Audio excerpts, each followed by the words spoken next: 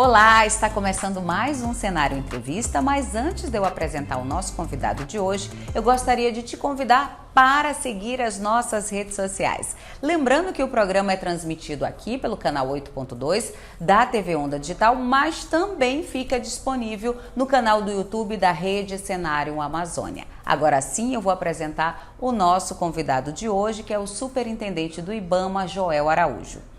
Ele possui graduação em licenciatura plena em Geografia pela Universidade do Estado do Amazonas, é especialista em Gestão Ambiental pela Faculdade da Serra, é aluno de mestrado no Mestrado Profissional em Gestão de Áreas Protegidas no Instituto Nacional de Pesquisas da Amazônia, atualmente é analista ambiental e agente ambiental federal do Instituto Brasileiro de Meio Ambiente e Recursos Naturais Renováveis, o IBAMA. Tem experiência na área de geografia e gestão ambiental, com ênfase em meio ambiente e recursos naturais. Joel Araújo, seja bem-vindo ao Cenário Entrevista. Obrigado, Liliane, obrigado a toda a equipe. E a gente que agradece, a oportunidade de poder falar um pouco desse trabalho de gestão, dessa experiência que nós estamos vivendo à frente da Superintendência do IBAMA no Amazonas e toda a colaboração que a gente pode dar para a sociedade, para o meio ambiente. Então, agradeço muito o convite, por conta da importância da gente divulgar o nosso trabalho. Joel, você assumiu a superintendência interina do IBAMA em janeiro deste ano, mas em maio você foi nomeado oficialmente pela ministra Marina Silva para o cargo. Quais foram as principais ações realizadas nesse primeiro semestre de 2023? Primeiro, a gente recebeu um órgão bem desestruturado, bem desorganizado em vários aspectos, principalmente na questão dos contratos internos, do funcionamento da superintendência. Nós não tínhamos alguns contratos importantes, como alguns dos CETAs, ou inclusive o de veterinário. Nós tínhamos uma atuação improvisada de veterinários. Nunca faltou veterinário, mas não tínhamos um contrato. Hoje nós temos contrato de alimentação, nós temos contrato de medicamentos no CETAs, tudo funcionando normalmente. Nós temos contrato regular de fornecimento de água, que era uma coisa que não tínhamos, ficava faltando o tempo todo água para os servidores. Então, nós conseguimos organizar novos contratos. Então, nós passamos a fazer uma gestão da parte de administração e finanças também do órgão, que foi uma evolução importante. Hoje nós temos contratos que visam uma construção futura do órgão como um importante instrumento de gestão ambiental no Estado. Inclusive, o mais importante deles é a reforma do prédio, que a gente tem buscado junto aos nossos gestores em Brasília e outros. Agora, em relação à atuação técnica ambiental do IBAMA também, nós conseguimos organizar as ações de fiscalização, criamos uma metodologia de trabalho que dá maior efetividade nas ações, que dá maior precisão na organização das operações. Nós tínhamos um problema sério que era o de, quando chegava no prazo da realização das operações, nas gestões anteriores, tivemos esse problema de que as equipes não conseguiam organizar as operações. Então, nós criamos um procedimento para isso. Então, agora nós cumprimos todos os prazos, nós temos pessoas determinadas para fazer essa organização e aí as operações têm fluído num prazo, no tempo certo, digamos assim. E também nós passamos a viver uma expectativa diferente em outros setores também. Um deles é a questão do nosso núcleo da biodiversidade. Nós conseguimos organizar mais o núcleo, nós somamos mais o núcleo, colocamos mais duas servidoras ali, então são novatas, então pessoas que estão ansiosas para fazer um bom trabalho. E isso melhorou na gestão das análises de requerimentos de exportação de madeira, melhorou nas análises das propostas de plano de manejo, no programa Quelônios da Amazônia também. Então, a gente conseguiu organizar melhor os setores e fazer com que eles tenham uma produtividade melhor. Agora vamos falar das ações de combate ao desmatamento, que é uma das prioridades do governo federal, que é zerar o desmatamento no Brasil e na Amazônia até 2023. O que tem sido feito nesse sentido? Então, primeiro que nós temos um foco na questão do desmatamento, né? Para nós é prioridade máxima, né? É um tema ao qual o governo federal assumiu diversos compromissos, o Ministério do Meio Ambiente assumiu diversos compromissos, né? Inclusive tem um compromisso do presidente Lula de alcançar o desmatamento zero, né? Até 2030. Nós temos a COP30 também, que vai ser realizada em 2025, e tudo isso gera uma série de cobranças, fora os acordos internacionais da diminuição de emissão de gases e emissão do desmatamento. Então, a gente tem uma organização interna. Brasília tem os setores que cuidam diretamente da questão do desmatamento a nível de Amazônia, a nível de Cerrado também, a nível de Brasil, mas nós, como superintendência, também temos a nossa participação, né? A gente colabora na gestão ali das atividades de fiscalização do desmatamento. Nós realizamos 3 grandes atividades que impactam sobre a questão do desmatamento.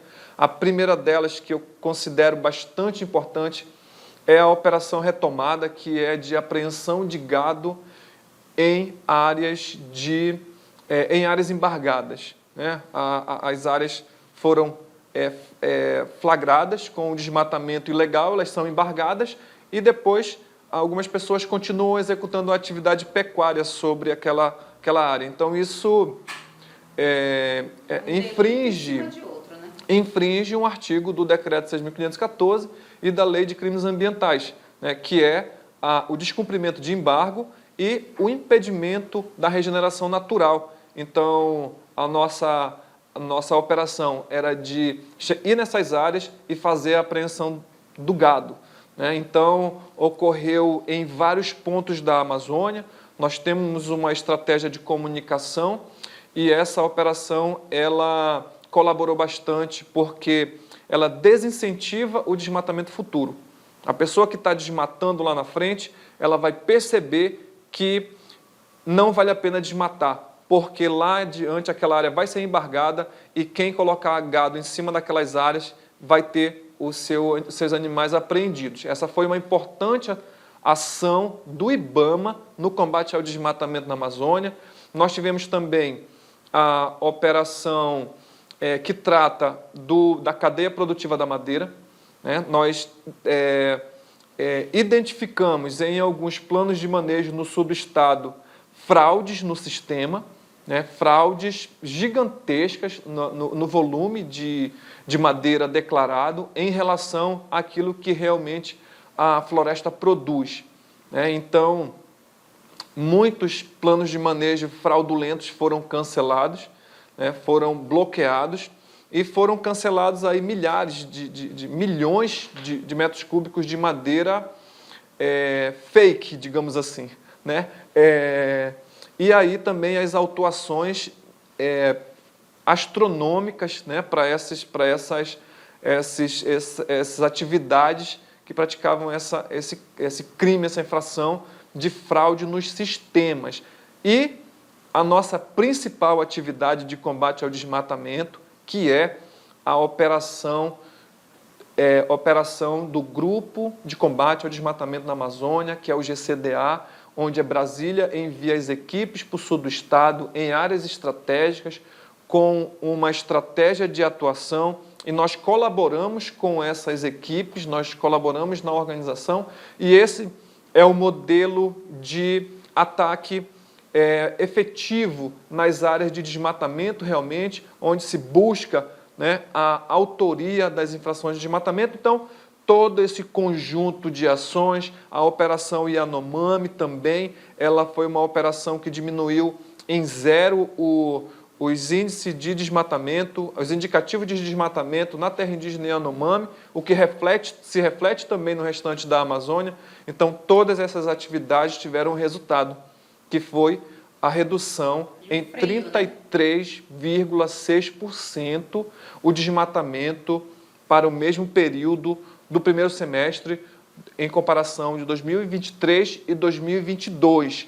E mais interessante ainda é dizer que no estado do Amazonas nós tivemos uma redução de 55,6% no desmatamento, se comparando os primeiros semestres de 2023 com o primeiro semestre de 2022. Então, isso é um resultado fantástico. Nós diminuímos de 1.200 para 560 quilômetros quadrados desmatados. Então, são mais de 600 quilômetros quadrados que deixaram de ser desmatados. Então, isso é um resultado fantástico, é um resultado importante para a Amazônia, para a biodiversidade da Amazônia e para os povos que vivem nessa floresta. Agora, falando em combate ao desmatamento, que é uma das prioridades do governo federal, que é zerar o desmatamento até 2030 no Brasil todo, em específico na Amazônia, o que tem sido feito nesse sentido? O IBAMA ele tem um programa que cuida da questão das queimadas. Nós temos o Previfogo, que é o programa de prevenção a incêndios florestais. E nós tivemos uma série de problemas nos anos anteriores com a redução da atividade e do orçamento do Previfogo, mas agora nós ampliamos o Previfogo, contratamos mais brigadistas, inclusive 60% dos nossos brigadistas são indígenas. Nós temos ali hoje nós temos uma área de atuação de 300 mil quilômetros quadrados do Previfogo em todo o Brasil. Então, é um trabalho importantíssimo de controle dos incêndios florestais, mas é importante ressaltar que hoje as queimadas que existem no estado do Amazonas, elas não são incêndios florestais propriamente dito, não são incêndios florestais vindos da natureza, ou acidentais, nada disso. Eles são áreas que serão queimadas, onde já houve um desmatamento anterior, principalmente nos anos aí 2022, 2021. Então, foram desmatamentos que ocorreram e hoje as pessoas, os criminosos que desmataram ilegalmente vão incendiar aquela floresta que agora no período do verão vai estar seca. Então, esse é o incêndio florestal, essa é a queimada que nós temos no Amazonas e isso é muito grave. O IBAMA faz alguma ação de conscientização com a população com relação aos riscos de provocar queimadas? O governo do estado faz, tem aí os programas de educação ambiental do governo do estado. É importante ressaltar o papel do IPAAM, o papel da SEMA, das secretarias municipais de meio ambiente nesse contexto também, inclusive no contexto da diminuição do desmatamento. Nós não podemos entender que só é o IBAMA. Não, nós temos uma série de programas de políticas públicas que colaboram com a queda do desmatamento e o próprio IBAMA tem também as suas campanhas contra os incêndios florestais, principalmente no sul do estado do Amazonas, Apuí, Humaitá, Lábrea, Boca do Acre. No próximo bloco, nós vamos continuar a entrevista com o superintendente do IBAMA, Joel Araújo, mas antes, não esquece de seguir e nos acompanhar nas redes sociais. O intervalo é bem rapidinho, a gente volta já já.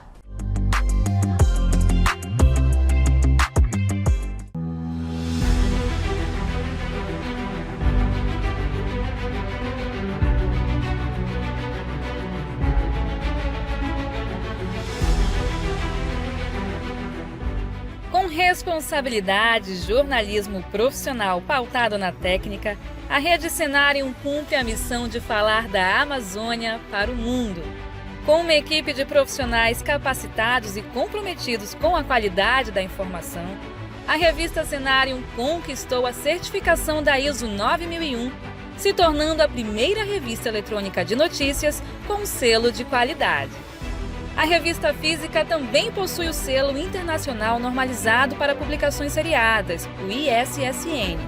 Com profissionais espalhados pela região norte, a Cenário tem representantes em Roraima, Rondônia e Pará, com atuação jornalística e foco nos 9 estados da Amazônia. As premiações e reconhecimentos também já fazem parte dos 3 anos de existência de um dos veículos de comunicação que já está entre os principais canais jornalísticos da região. A Rede Cenário está presente em todas as plataformas com o site Revista Cenário, Agência Cenário Amazônia e TV Cenário Amazônia.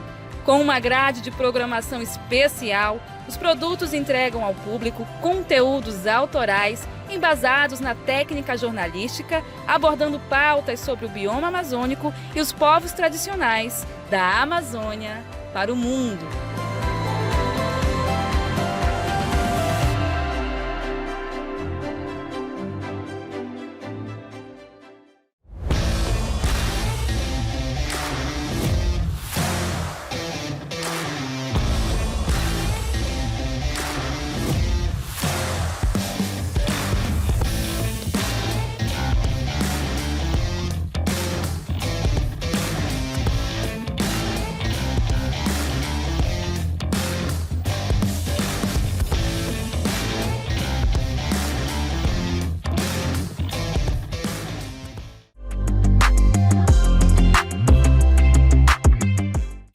Estamos de volta e antes da gente continuar aqui a entrevista, eu gostaria de lembrá-los que esse programa é transmitido tanto no canal do YouTube da Cenário Amazônia, quanto aqui na TV Onda Digital, no canal 8.2.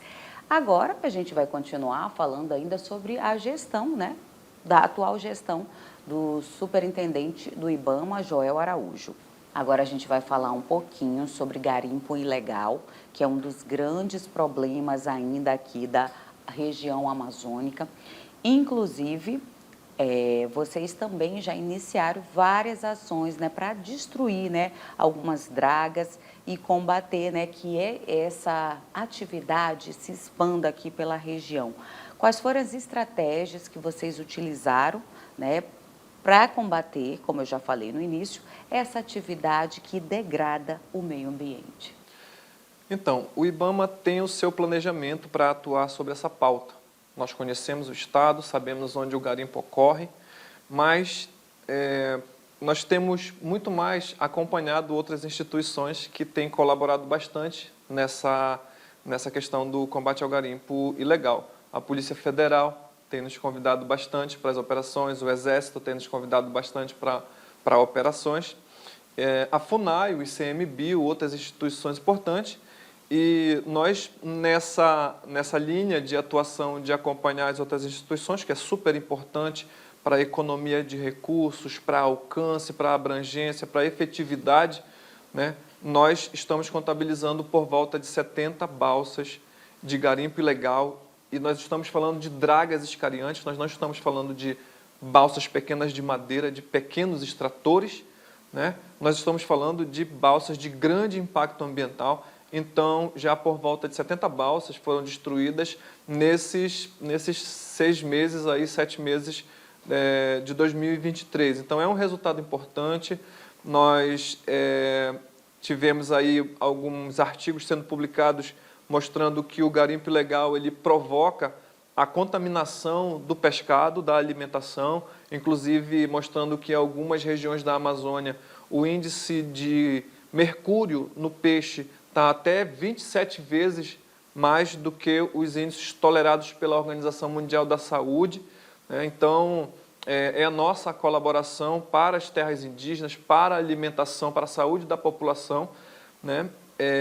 E aí, nós temos tratado alguns aspectos dessa discussão. Por exemplo, nós tivemos a invasão de garimpeiros no Rio Purus e no Rio Juruá, que são 2 regiões de proteção ambiental, são 2 regiões importantes para a conservação da natureza. Temos importantes projetos, importantes áreas protegidas nessas regiões. E o IBAMA esteve com parceiros, com a Polícia Federal, Polícia Militar e ICMBio, inclusive a SEMA do Estado participando. A gente destruiu 2 balsas de garimpo, uma em cada uma no Purus e uma no Juruá. Então, isso foram ações super importantes para nós. São regiões que são importantes para a questão do desenvolvimento sustentável, dos projetos, inclusive por conta do manejo do pirarucu, que é executado nessa região desses rios, e são regiões que nós procuramos proteger, porque elas têm uma simbologia da preservação muito forte. Então, são áreas que nós não vamos tolerar que o garimpo chegue. Então, nós não vamos, né, tolerar que o garimpo chegue nos rios Purus e Juruá. Isso é um compromisso da nossa gestão, né? Nós queremos levar esse sentimento de regiões livres do garimpo para outras regiões do estado do Amazonas. Nós vamos trabalhar intensamente por esse objetivo, né?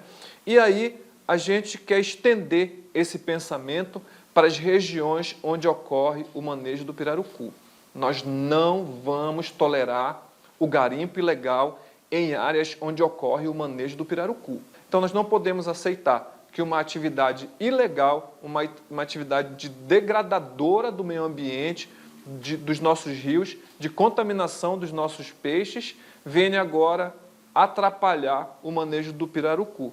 Ainda falando da sua gestão, vocês trabalham em conjunto com vários órgãos durante, né, as ações de combate, né, os crimes ambientais, seja a Polícia Federal, o Exército e os órgãos de proteção aqui da Amazônia. Você poderia falar um pouquinho desse trabalho em ação com esses outros órgãos? Isso. O garimpo ele avançou bastante nos afluentes do rio Solimões, no Japurá, no Jutaí, no Javari e seus subafluentes, né? Mas tentou também invadir outras áreas, né, de rios que não têm cultura de garimpo, rios que têm uma governança ambiental, onde as pessoas são organizadas, as entidades são organizadas, né, para fazer a defesa do meio ambiente e para realizar os projetos ambientais.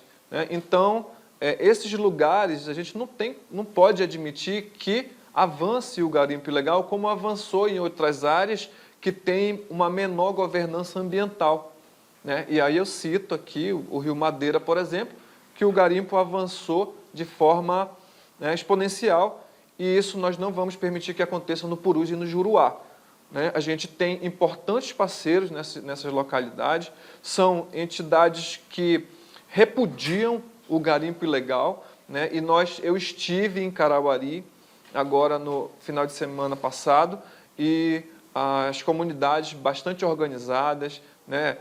Discutindo ali o Juruá como uma região livre do garimpo. As comunidades têm as suas atividades de manejo, de extrativismo, de desenvolvimento, de geração de renda, com as cadeias produtivas da floresta, então eles não têm interesse de que o garimpo avance nessas regiões. O uso de tecnologia tem ajudado vocês no monitoramento ambiental de áreas aqui da nossa região? Você poderia detalhar isso para a gente? O IBAMA tem os seus servidores que tomam conta dessa parte de monitoramento de imagens de satélite, de geração de informação. E aí a gente usa principalmente na questão do desmatamento, né? O desmatamento ele é bem trabalhado quando é apoiado pelo geoprocessamento. Você imagina uma imagem de satélite onde tem vegetação com uma outra imagem de satélite que não tem vegetação. Então, ali é possível aliar essas informações e descobrir, inclusive, através de acesso aos cadastros de propriedade, de dominialidade, descobrir a autoria, né, ou a responsabilidade administrativa pelo desmatamento nessas áreas. Então, o IBAMA tem novos sistemas, o IBAMA tem um sistema de autuação também, que é bastante efetivo. A gente usa aplicativos hoje e tem sistemas na internet que estão sincronizados, que colaboram, que facilitam ali na gestão, na organização, na instrução processual de alvos de desmatamento. Mas a gente conta muito também, o próprio IPAAN lançou o Geoportal, que é um instrumento também de absorção ali de informações, nós temos o INPE, que tem seus diversos métodos de prestar essas informações também, e o IBAMA também tem seus sistemas, né? Mas a gente precisa evoluir bastante, outros órgãos estão bem mais organizados nesse sentido, mas a gente deu ali passos iniciais, mas é nesse nível que a gente usa o geoprocessamento, ele é a principal ferramenta, principalmente no combate ao desmatamento. Agora a gente vai falar um pouquinho, né, sobre os desafios à frente do IBAMA. Detalha para a gente como é que você recebeu o IBAMA e como é que ele está hoje. O nosso grande desafio é reduzir o desmatamento, né? Esse é a grande proposta do governo federal, a grande proposta do Ministério, né, para essa gestão. Tem os compromissos internacionais, os compromissos do governo federal. E o desmatamento, ele sem dúvida é a atividade degradadora que causa o maior dano ambiental. É a atividade de maior impacto ambiental. Você imagina que em 1 hectare de floresta desmatada são emitidas 500 toneladas de carbono para a atmosfera. Então, não é só isso, tem toda a perda da camada vegetal, tem toda a perda da biodiversidade desse lugar, tem o assoreamento de rios, né? Tem ali o desgaste do solo, tem uma série de impactos, aumenta a flamabilidade da floresta, então tem uma série de impactos e inclusive na alimentação, no extrativismo de populações tradicionais, já viu áreas de castanhais inteiros sendo derrubados, e nós não estamos falando aqui do pequeno extrator, nós não estamos falando do pequeno produtor, nós estamos falando sim da grilagem de terra que ocorre no sul do estado do Amazonas e no grande desmatamento de grandes áreas de 500, 1.000, 2.000 hectares. É desse absurdo que nós estamos tratando, né? A gente entende o papel das comunidades tradicionais, indígenas, na produção da farinha, na produção do alimento, na agricultura familiar. Mas não é disso que nós estamos falando. Nós estamos falando do grande crime ambiental, aquele crime ambiental que realmente visa o enriquecimento ilícito, né? Então é esse crime ambiental que a gente combate e é isso. O desmatamento, ele é a nossa prioridade máxima. É o nosso maior projeto, né, de como instituição diminuir o desmatamento cada vez mais e que ele possa causar menos dano à sociedade até chegar no nível onde a gente tenha um controle mais efetivo sobre o desmatamento na Amazônia. Agora eu queria que você desse um spoiler para a gente, né? Falasse assim com exclusividade quais são os planos futuros do órgão, né? O que vocês pretendem cumprir relacionado a metas do governo federal, entre elas essa que é uma meta muito ousada, que é zerar o desmatamento até 2030. Eu diria que o nosso maior desafio é transformar o IBAMA em um órgão que tenha capacidade de fazer o seu trabalho de proteção ambiental. Nós passamos por diversas fases de enfraquecimento. Nós tivemos unidades do IBAMA fechadas nos vários municípios do estado do Amazonas. Hoje nós só temos IBAMA em Manaus, o que é um problema gravíssimo, principalmente quando a gente pensa na gestão local, no alcance local nos municípios, dos crimes ambientais. Então, reabrir unidades, fortalecer o IBAMA, ter a contratação de novos servidores. Nós já tivemos aí o anúncio do concurso público que deve haver para o IBAMA a nível nacional, em todos os estados. Então, fazer com que o IBAMA seja um órgão grande, fazer com que o IBAMA seja um órgão que tenha capilaridade a nível de Amazônia, a nível de estado do Amazonas. Acredito que se a gente conseguir chegar no nível onde o IBAMA tem uma presença forte nos municípios, nós vamos ter alcançado um grande objetivo institucional. Outra prática que vocês também têm combatido é o tráfico ilegal de animais e plantas aqui da nossa região. Quais foram os resultados das últimas operações que vocês realizaram? Essa atividade, ela é uma atividade que não é simples de tratar. Nós temos executado algumas ações de combate ao tráfico de animais, ao cativeiro doméstico ilegal de animais, ao manuseio de animais. A fauna, ela tem sido pauta do IBAMA desde o início da nossa gestão, né? Nós tivemos operações relacionadas à exposição de animais na internet, inclusive a operação que culminou com a autuação relacionada ao caso da capivara filó. Ele é desse contexto das ações de combate aos crimes relacionados à fauna. E depois nós tivemos outras ações. Nós tivemos a Operação Feira Virtual, que notificou 23 empresas de turismo que usavam a imagem de animais silvestres em condição de ilegalidade, né? Em condição de cativeiro ilegal, de abuso, de maus tratos, né? De mutilação, inclusive.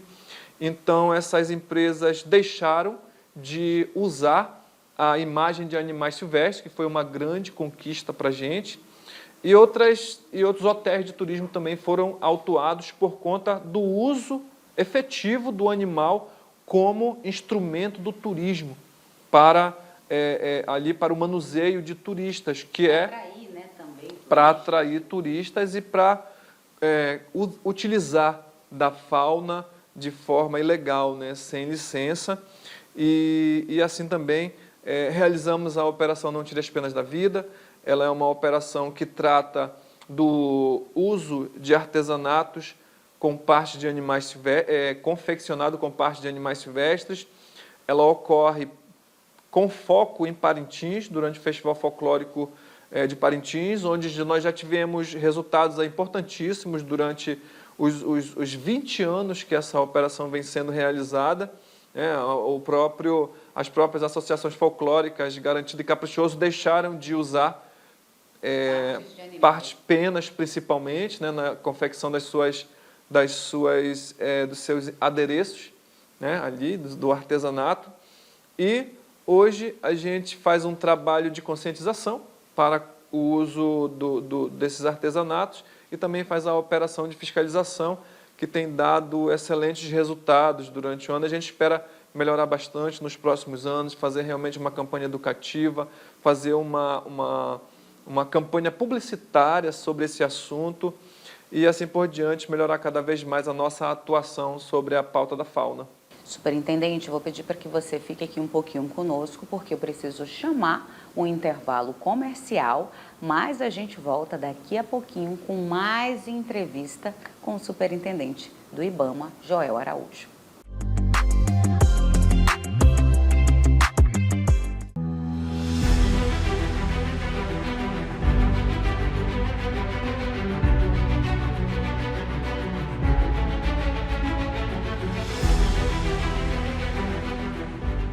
Responsabilidade, jornalismo profissional pautado na técnica, a Rede Cenário cumpre a missão de falar da Amazônia para o mundo.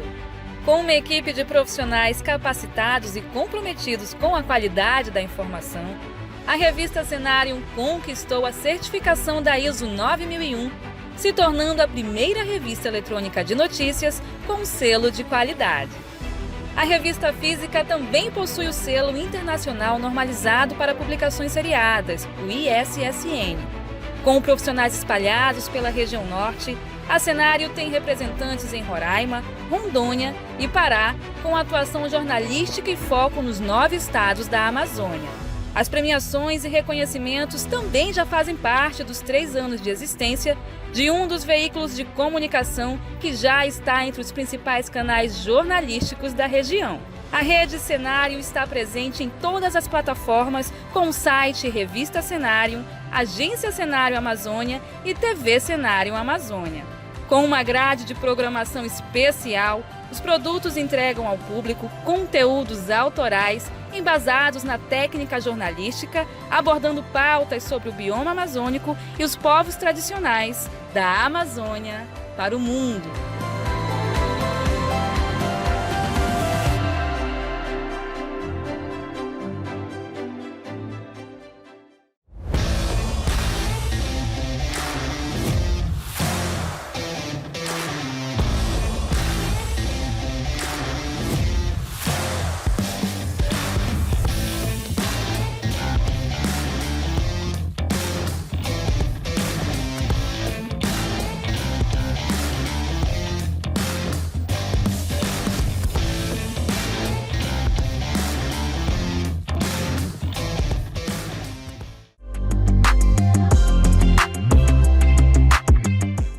Estamos de volta e antes da gente continuar aqui a entrevista, eu gostaria de lembrá-los que esse programa é transmitido tanto no canal do YouTube da Cenário Amazônia, quanto aqui na TV Onda Digital, no canal 8.2. Agora a gente vai continuar falando ainda sobre a gestão, né, da atual gestão do superintendente do IBAMA, Joel Araújo. Joel, agora a gente vai falar da pesca predatória. Quais foram as operações de fiscalização realizadas pelo órgão e como é que essas ações têm contribuído para a preservação das espécies? Nós temos algumas operações de fiscalização, né, cadastradas, planejadas para fazer essa pauta, para fazer a fiscalização da pesca predatória, principalmente em locais onde nós executamos o manejo do pirarucu. O IBAMA é um órgão que autoriza a exploração desse recurso natural em terras indígenas, em unidades de conservação federais, em áreas de acordo de pesca.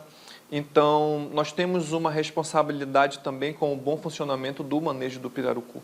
Então, é uma pauta importante. O estado do Amazonas é um estado que tem um potencial econômico para essa atividade da comercialização legal do pirarucu. Então, nós temos realizado algumas operações de fiscalização e fizemos apreensões, né? Acho que é sempre importante falar da atividade de fiscalização, mas uma atividade de grande relevância que nós temos executado é justamente a realização, o apoio, o incentivo ao manejo do pirarucu. Essa é uma atividade importante para o estado do Amazonas, é uma atividade que gera renda, que gera emprego e que ela parte do princípio do uso, né, do uso sustentável, do uso responsável e consciente dos recursos naturais, né, é baseada em estudos científicos que demonstram que a retirada de uma parte de uma espécie de um determinado ambiente, ela não fere o funcionamento daquela espécie naquele ambiente. Então, esse é o manejo. Então, nós tivemos no ano de 2022 excelentes resultados no manejo. Nós chegamos a autorizar aí, cotas para captura de 94 mil unidades de pirarucu, o que é um número extremamente expressivo. Nós tivemos a participação de 3 mil famílias, 5 mil pescadores, né? O pirarucu, ele movimentou 17 milhões de reais, que é um número extremamente expressivo para uma atividade que é de manejo, que é de extrativismo da floresta, um recurso que tem um apelo amazônico, né? O pirarucu, ele é um peixe da nossa região que é muito querido, muito consumido, muito comercializável, né? E teve um resultado de um faturamento líquido de 8 milhões de reais. Então, isso é renda para a Amazônia, renda para o pescador, renda para os manejadores, desenvolvimento local nas comunidades, em áreas protegidas, né? E aqui eu queria destacar o trabalho que é feito na Reserva de Desenvolvimento Sustentável Mamirauá, né? Que está recebendo hoje, inclusive, a gente queria fazer essa informação. Hoje nós autorizamos 33 projetos de manejo no estado do Amazonas. Somente na região da Reserva de Desenvolvimento Sustentável de Mamirauá são 10 mil unidades de pirarucu. Na região do Rio Juruá são 7 mil unidades. Então isso conta com o trabalho das comunidades, gera renda nas comunidades. As instituições se organizam para fazer esse trabalho. Então, um trabalho coletivo muito bonito que vai gerar bastante dividendos aí para o estado. A renda por pessoa, ela chega até 5 mil reais em média, né, por mês. E isso pode ser maior, pode chegar a 10, 15 mil reais por temporada, por família, né, por pescador. Então, o estado do Amazonas, ele tem toda uma estrutura já que funciona em torno do manejo do pirarucu.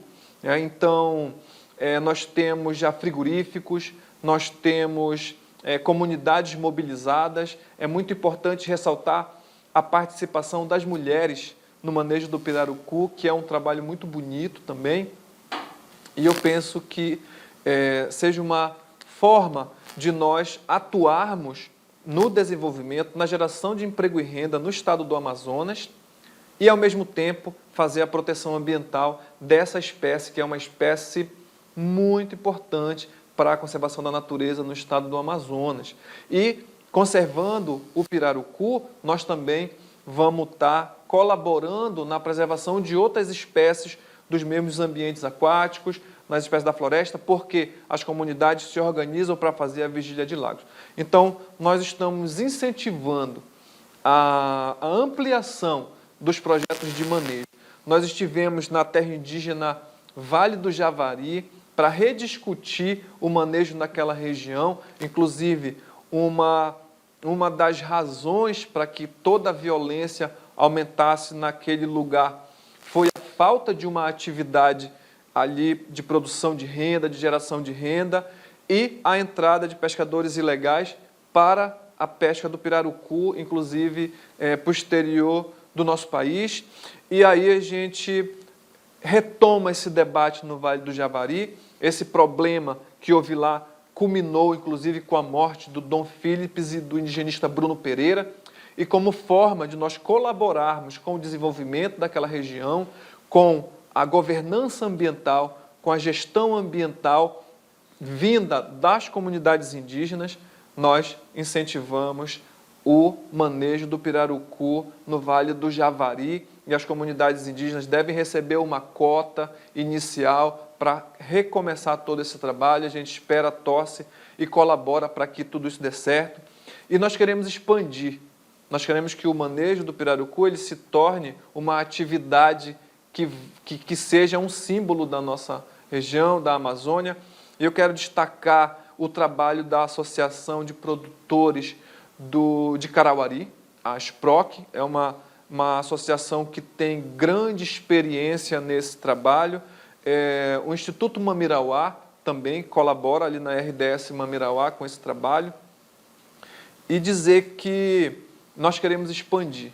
Nós queremos que o manejo do pirarucu chegue no Rio Madeira, nós queremos que o manejo do pirarucu chegue no Baixo Amazonas, inclusive na minha cidade, na minha querida cidade de Parintins, a gente quer que o manejo chegue também lá.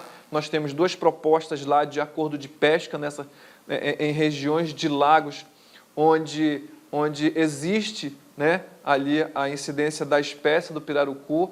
Então a gente espera que nossos conterrâneos possam se organizar e, com certeza, como incentivador dessa prática, eu estarei junto para incentivar o manejo do pirarucu para crescer, para ser um contraponto ao garimpo, para ser um contraponto ao desmatamento, uma atividade de geração de emprego e renda com base numa cadeia produtiva de um produto da floresta amazônica. O que o IBAMA tem feito assim, de trabalho de conscientização com a população para mostrar os riscos que essa atividade provoca? A gente tem um planejamento que é básico, ele não atende tudo aquilo que nós gostaríamos que atendesse, mas ano passado mesmo eu estive em Fonte Boa, e nós identificamos algumas fraudes nas declarações de estoque de pescado, e é importante que as instituições que regulam os estoques de pescado estejam atentas à questão de fraudes nas documentações. E assim por diante, nós estivemos em outras regiões, em Tefé, no Juruá, no Purus, em áreas onde se executa o manejo, em áreas onde há grande incidência do pescado do pirarucu. Em Tabatinga também, nós estivemos no Alto Solimões, e aí a gente tem fiscalizado.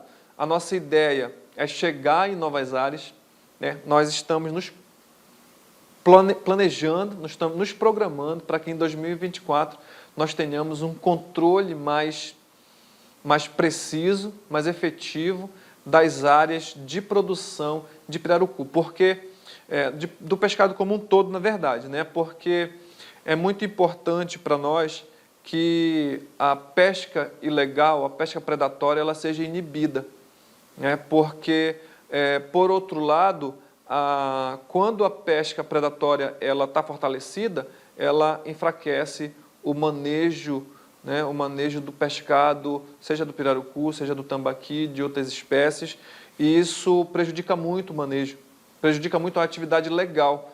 O preço do peixe ilegal, ele chega a ser menos da metade do preço do peixe que é manejado legalmente. Então a gente precisa fazer esse contraponto, precisa conscientizar a sociedade. A Amazônia, ela tem um valor, né? Nós temos programas aí de relação com restaurantes no Brasil inteiro que comercializam o pirarucu, então ele é um símbolo da Amazônia, o tambaqui é um símbolo da Amazônia, as outras espécies também, então a gente precisa ter um controle da pesca predatória para que a atividade da pesca ilegal ela tenha o seu devido valor. Joel, um dos objetivos do programa não é só falar sobre a trajetória profissional dos nossos convidados, mas também conhecer um pouco mais e também saber, né, sobre a opinião dele com relação ao cenário político nacional, e fazemos a mesma pergunta para todos os nossos convidados. Qual é a sua opinião sobre o cenário político nacional? Olha, a gente está na gestão por uma opção política, né? As indicações para os cargos de gestão no Brasil inteiro, elas se dão por conta de uma decisão do governo federal, né? Mas é importante a gente dizer, na pauta ambiental nós temos diversas vitórias, né? Hoje mesmo o governo federal anunciou que o Fundo Amazônia vai poder ser utilizado pelos municípios. Então, todos os municípios podem se preparar, podem preparar os seus projetos para buscar esse financiamento, esse recurso junto ao Fundo Amazônia. São valores de 5 milhões de reais em diante dos projetos.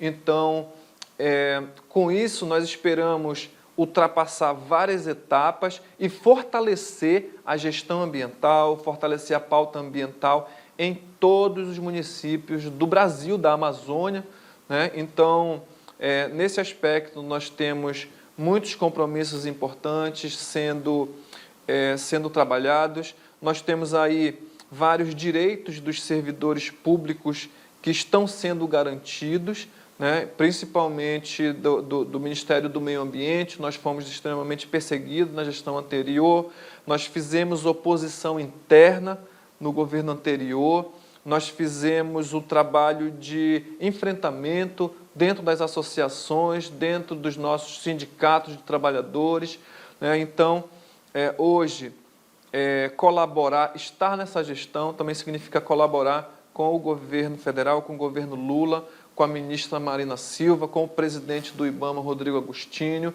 Então, nós temos que estar alinhados às metas do governo federal. Então, todo o nosso trabalho diz respeito a isso, diz respeito a esse alinhamento político e técnico com os objetivos do governo. Então, a gente espera que com os anúncios feitos pelo presidente Lula, a gente consiga realmente diminuir o desmatamento na Amazônia.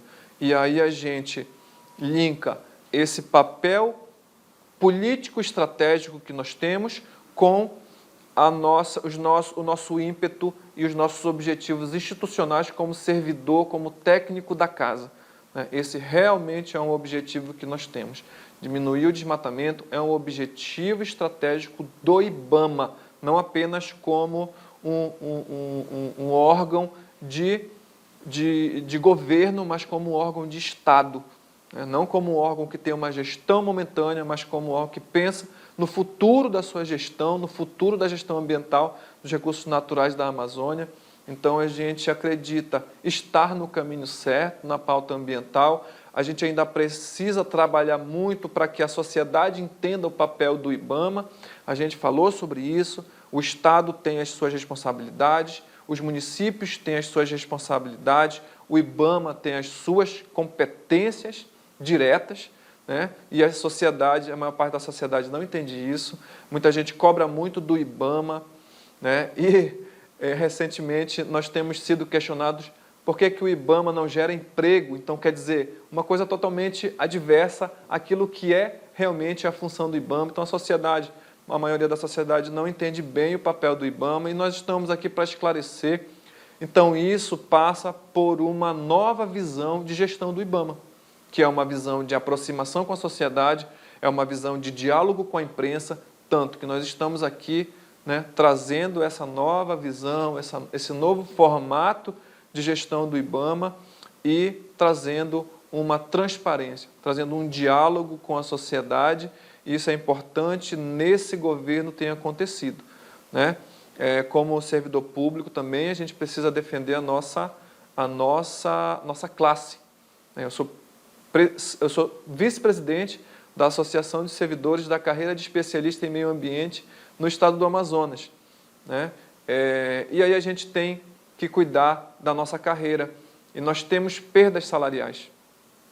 Mas dialogar com o governo Lula é muito mais fácil do que dialogar com o governo anterior do ex-presidente Bolsonaro, né? Não havia um canal de diálogo. Hoje a gente consegue, nós temos uma mesa de negociação das perdas salariais, a gente tem propostas para transformar o IBAMA em um órgão de Estado, como é a Polícia Federal, com autonomia financeira e administrativa, né? Onde vai haver o maior controle técnico, né, das ações, das prioridades, do planejamento do IBAMA, com menos interferência política.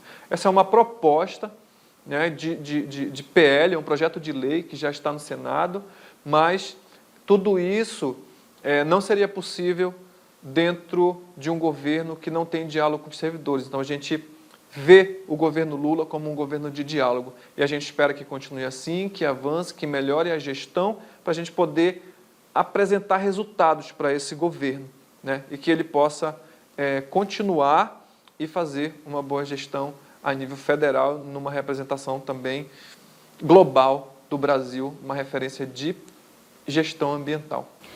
E antes da gente encerrar, a gente vai fazer um rápido bate-bola. Eu vou falar uma palavra, aí você me diz o que ela representa para você, ou então o que ela significa. Meio ambiente. Dedicação. Gestão. Profissionalismo. Amazônia. Amor. IBAMA.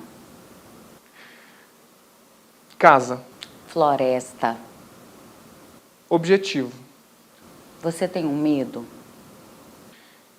De não alcançar as nossas metas como cidadão da Amazônia. Um sonho.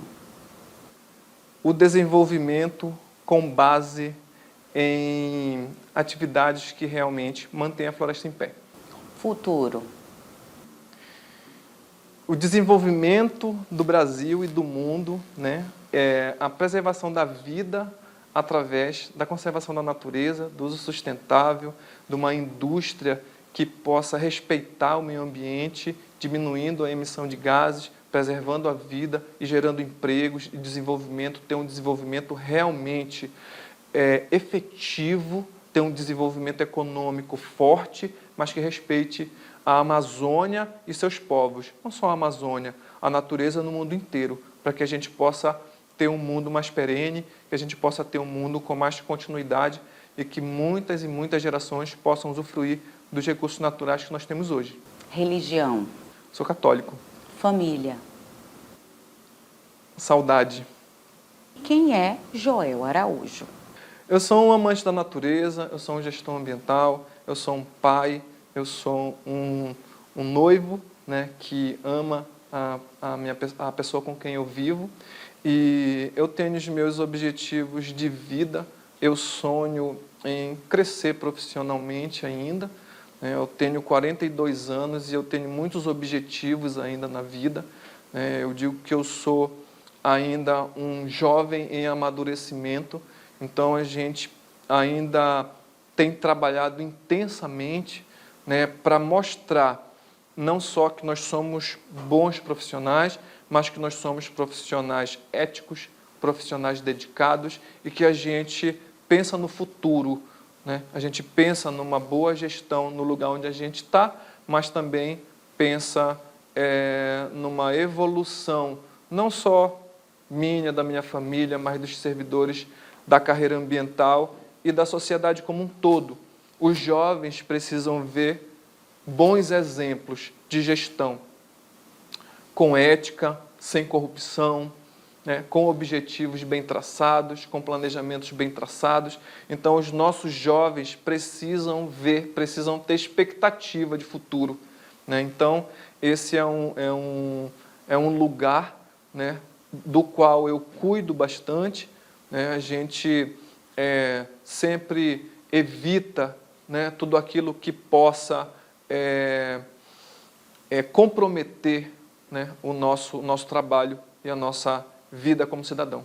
Joel Araújo, superintendente do IBAMA, eu gostaria muito de agradecer a sua disponibilidade e a sua participação hoje no programa. Eu que agradeço, né, de poder falar um pouco do nosso trabalho, e acho que essa mensagem ela tem que chegar cada vez mais longe, né? A gente tem um objetivo institucional, a gente tem nosso trabalho, que é principalmente de fiscalizar crimes ambientais, mas também conscientizar. É um papel que cabe ao IBAMA, é um papel que é importante para os nossos objetivos institucionais. Então, a gente tem que vir e tem que levar essa mensagem, e a gente espera que ela reverbere o máximo possível, para que o máximo possível de pessoas entenda, né, que é importante a gente manter a floresta em pé, né, gerando desenvolvimento para o Estado, mas garantindo a sobrevivência das presentes e futuras gerações. Muito obrigada mais uma vez, e a gente volta na próxima semana com mais um Cenário Entrevista, com mais um convidado e um assunto relevante relacionado à nossa região. Aproveita para seguir as nossas redes sociais e não esquece que o programa é transmitido no canal do YouTube da Cenário Amazônia e também na TV Onda Digital. Até semana que vem. Tchau!